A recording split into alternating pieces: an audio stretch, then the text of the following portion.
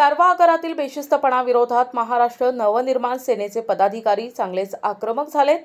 आगार नियंत्रक कार्यरत चालक, वाहक तसेच क्लर्किल कर्मचाऱ्यांना असभ्य वागणूक देत आहेत। या प्रकरणाची तातडीने चौकशी करून दोषींवर कारवाई करावी अशी मागणी गुरुवारी 3 तारखेला महाराष्ट्र नवनिर्माण सेनेनं विभाग नियंत्रकांना दिलेल्या निवेदनातून केली आहे।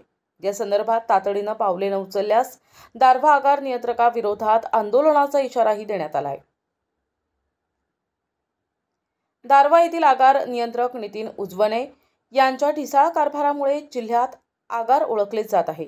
महिला कर्मचाऱ्यांशी आगार नियंत्रकाची वागणूक चांगली नाही। कर्मचाऱ्यांच्या ड्युट्या आपल्या मर्जीप्रमाणे लावण्यात येत असल्याचा आरोपही मनसेनं निवेदनातून केलाय। अशा अनेक तक्रारी मनसेला प्राप्त झाल्यात।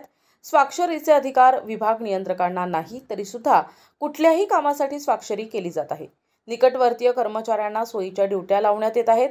या प्रकारामुळे आगारातील कर्मचारी, चालक, वाहक सुद्धा त्रस्त झालेत। एखाद्या कर्मचाऱ्यावर केवळ कारवाईचा सूड उगारलाच जात आहे। आपल्याच मनानं कर्मचाऱ्यांना जबरदस्तीने सुट्टी घेण्यास भाग पडत आहे। या संदर्भात तातडीनं योग्य कारवाई करावी अशी मागणी महाराष्ट्र नवनिर्माण सेनेच्या वतीनं विभाग नियंत्रकांना दिलेल्या निवेदनातून करण्यात आली आहे।